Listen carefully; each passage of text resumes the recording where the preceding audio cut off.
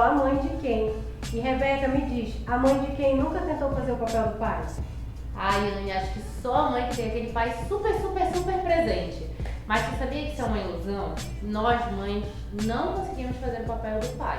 A gente tem até uma outra figura paterna, né? Que faz esse papel de pai. Mas o nosso papel é de mãe. E não importa o quanto a gente faça, a gente sempre vai ser a mãe dessa criança. E sempre vai faltar alguma coisa se essa criança não tem essa figura paterna.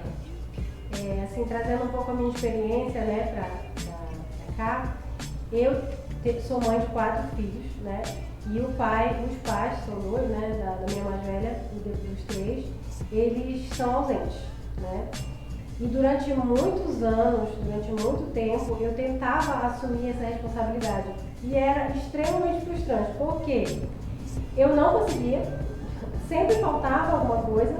Eu me sentia extremamente desgastada, porque a minha função de mãe já de todos eles já era muito difícil, e ainda ter que assumir mais esse papel era muito desgastante. Então, talvez por isso eu tenha me mantido na relação, tentando retornar, né, na minha última relação várias vezes, para que eu não assumisse aquele papel, para que eu não tivesse essa necessidade de assumir aquele papel. Até que no nascimento do meu último filho eu consegui me libertar disso, graças a Deus, e não tenho mais essa necessidade, já entendo que esse papel não é meu, inclusive eu não suporto que me chamem de mãe, que me digam que eu sou pai e mãe, eu não brigo com as pessoas, eu não entro em embate porque eu não gosto de fazer esse tipo de coisa, mas eu não gosto desse tipo de como é que se diz, palavra, sei lá, não gosto que me coloquem nesse estereótipo de ser pai e mãe, por mais que eu seja, né, por mais que eu esteja ali cuidando de tudo, de todas as funções, mas é no meu papel de mãe. Pronto, tu falou uma coisa certa, tu tá ali cuidando de todas as funções da casa e das crianças.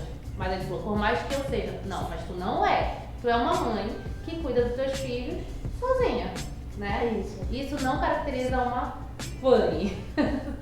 Isso caracteriza que as crianças têm um pai ausente, né? E por mais doloroso que isso seja pra gente e pros nossos filhos, porque eles também vão sentir, a criança precisa viver isso. Se ela não tem essa figura paterna, que pode vir de um outro homem da família ou até de uma outra mulher da família, se ela não tem, como é o teu caso, ela vai precisar viver isso, elaborar isso dentro dela, né? Porque senão fica aquela falsa sensação de, não, eu tenho tudo, não, eu tenho ali a minha mãe, ela vai no dia das mães, ela vai no dia dos pais, ela tá ali, ela faz aquele papel, ela me leva pra cortar o cabelo, ela me leva, vamos pensar em atividades que a gente pensa que é do pai, né? Pensando na minha família, ela me leva pro futebol, que é uma atividade aqui que é dos meninos da casa. Mas só que não vai ser. Porque quando ela olhar, tá o pai do fulano, tá o pai do ciclano, tá o pai, em algum momento ela vai se perguntar, poxa, tá minha mãe, muito bacana, eu amo muito minha mãe por tudo que ela faz, né? Mas não tá meu pai. Então não tem, é uma ilusão você achar que você vai suprir. E como falou, a gente só se sente cansada, desgastada, mais chateada com esse pai que não tá nem aí com essas crianças, e às vezes a gente desconta na própria criança, porque a gente já tá ali muito esgotada, né? Acontecia muito disso, assim. Claro que eu ainda tenho meus momentos de surto, porque no final das contas acaba sendo desgastante de qualquer forma, mas o tentar assumir o papel, é o tentar justificar essa ausência. Então você que tá ali, né, assumindo tudo, ainda precisa justificar essa ausência. Então a criança pergunta, por que meu pai não está aqui? E isso vale tanto na minha experiência, que é de um pai realmente ausente, mas, por exemplo, em famílias onde o pai está lá, é uma presença ausente, né? Está ali, mas ele não participa da criação e tudo. E a mãe tem que estar o tempo todo justificando, por que meu pai não veio hoje? Por que o meu pai não apareceu? Por que ele não está jantando com a gente? Por que ele não veio ver meu jogo de futebol? E a mãe tem que estar o tempo todo, por causa disso, por causa daquilo. Hoje em dia, assim, eu não falo mal pra eles, do pai. Não evito, por exemplo, se eles pedem pra ligar pros avós e tudo, eu ligo na medida do possível que eu posso fazer. Mas eu também não fico mais justificando. Então, quando eles me perguntam, eu falo assim, olha, quando vocês falarem com o pai de vocês perguntem pra ele. Porque eu não sei a resposta. Eu não sei porque ele sumiu, eu não sei porque ele não liga, eu não sei porque ele não tá aparecendo. É uma escolha dele, é uma decisão dele, então vocês perguntem pra ele. E aí, eu tenho tirado essa carga, assim, né? E como tu falou também, a questão desses eventos, né? Onde os pais têm que aparecer. E também, assim, nessa questão de eventos, né? Ano passado, o meu filho teve um evento do Dia dos Pais, em que ele quis levar o meu pai.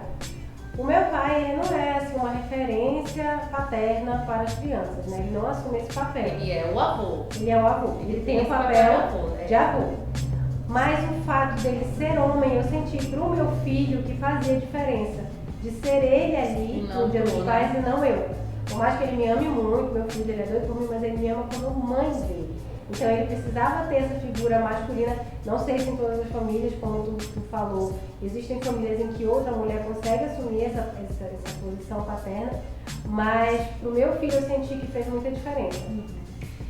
Hoje em dia a nossa configuração de família já mudou, né? E a gente não tem o pai e a mãe. A gente tem duas pessoas que podem ser casadas ou não e criam essas crianças e eles trazem as bagagens da infância deles, a cultura, os costumes, né? O que é tradição para eles, que é o que vai determinar ali na personalidade da criança, né? Então a gente tem a figura feminina, a gente tem a figura masculina, a gente tem muitos avós que fazem o papel do pai, né? Que aquela criança cresceu, viu que era o pai. Não é o teu caso, porque teus filhos, eles conviveram com o pai, eles têm a figura paterna já formada, né? E essas tradições que a escola ainda vem trazendo, que algumas escolas não se adequam ao modelo mais moderno, também prejudicam, né? Infelizmente a criança precisa viver isso, porque em algum momento ela vai viver, mas é uma coisa que pode ser evitada. A gente tem a festa da família, que é uma festa muito linda, que inclui, assim, que você comemora a felicidade de você ter uma família ali, né? De ter pessoas que te amam, que é o que forma a tua família. Às vezes não é nem o teu sangue, mas tu leva um tio muito querido que aquela criança escolhe pra estar ali. Isso né? até E valoriza. Né? Às vezes a família é feita de amigos pra De amigos. criança, Tem né? gente que, olha, tem gente que veio pra cá, por exemplo, e a família toda tá pra fora. Inclusive o cônjuge, que mora em outro lugar, mas que é uma cidade que muita gente passa em concurso e às vezes vem com o filho mesmo, e o marido ainda não veio. E aí que leva um amigo pra lá que se tornou sua família aqui dentro. Tem também, né? A gente tem inúmeras configurações, o mundo mudou e a gente não tem mais que ficar se prendendo ao pai biológico, à mãe biológica, né? Porque isso fere muitas pessoas, né? Muitas crianças. Pessoas, e a gente tem, né, esses dados de que muitas crianças não têm o pai nem no registro, né? Não conheceram e tudo, então a gente tem muito essa questão. E mesmo assim, né, a sociedade tradicional ainda exige isso das nossas crianças, né? Que nem é culpa deles, eles acabam passando por isso, por esse tipo de coisa. Mas um outro assunto que eu queria que a gente falasse aqui rapidinho, Rebeca, é sobre a questão da tua vivência, né? Que você tem o pai das crianças, ele é um pai presente, mas que teve que aprender é um pai meio antigo, digamos assim, teve que aprender... Não, acho que ele teve que aprender a ser pai. Ele é antigo.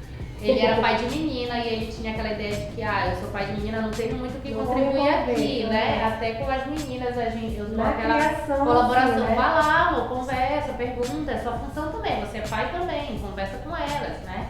E isso até aproximou ele da filha dele, que hoje ela chega, ela conversa, não tem medo dele, né? Ele achava que a função dele era trabalhar, aí a menina, eu vou trabalhar, oi, minha filha, rapidinho. Não, também não. E aí ele não ficava meio perdido como pai de menino. Não que ele fosse ausente, muito pelo contrário, no começo ele era super presente. Ele queria dar o banho, ele queria levar para pegar o sol da manhã, e aí às vezes eu ficava com medo, a gente já conversou sobre isso no outro vídeo, né? E não deixava, e quando eu me toquei, não, peraí, que precisa da minha colaboração e precisa da colaboração dele também. Não posso criar o filho só do jeito que eu acho que é, né? E aí eu fui abrindo espaço para ele, mas ele estava meio perdido. Eu acho também que ele confiava muito ele pensava, a Rebeca entende tudo de criança. Mas, então deixa ali na mão dela. O que ela falar eu vou fazendo. E com o tempo, eu fui abrindo um pouco pra ele, fui deixando ele fazer o jeito dele, fui mostrando com exemplo, né? Por exemplo, ele nem pisava na frente da igreja, Ah, tudo bem, você não quer ir, pegava os meninos e ia pra igreja. Pegava os meninos e ia pra igreja. Hoje, se eu tenho aula domingo, ele pega os meninos e vai pra igreja. Ele tá fazendo. Legal. É igual quando eu vou? Não, porque ele é o pai, ele deve falar de uma outra forma, eles devem ficar de uma outra forma e tudo bem. Essa é a figura dele que eu jamais vou fazer, né? Porque é diferente. Futebol.